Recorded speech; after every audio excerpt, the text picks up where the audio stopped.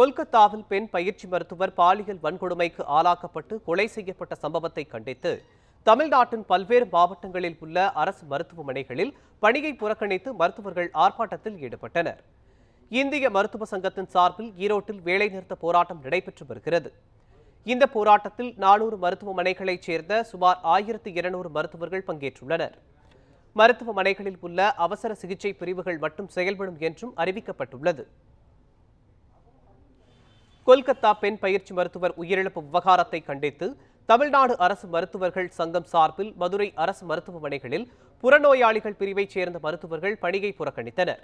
இதன் காரணமாக நோயாளிகள் நீண்ட வரிசையில் காத்திருந்தனர். மேலும் தீர்வு கிடைக்கும் வரை தர்ணா போராட்டம், மனித சங்கிலி, அமைதி ஊர்வலம் என போராட்டம் நடத்தவும் மருத்துவர்கள் திட்டமிட்டுள்ளனர். புதுக்கோட்டை அரசு மருத்துவக் கல்லூரி மருத்துவமனையில் மருத்துவர்கள் பங்கேற்ற கண்டன ஆர்ப்பாட்டம் நடைபெற்றது. கொல்கத்தா பெண் பயிற்சி மருத்துவர் படுகொலைக்கு நீதி கேட்கும் வகையில் பல்வேறு வாசகங்கள் அடங்கிய பதாகைகளை ஏந்தியவாறு மருத்துவர்கள் கண்டன முழக்கங்களை எழுப்பினர். அதேபோல் மயிலாடுதுறை அரசு பெரியார் மருத்துவமனையில் இந்திய மருத்துவக் கழகம், தமிழ்நாடு அரசு மருத்துவ சங்கம் சார்பில் கண்டன ஆர்ப்பாட்டம் நடைபெற்றது.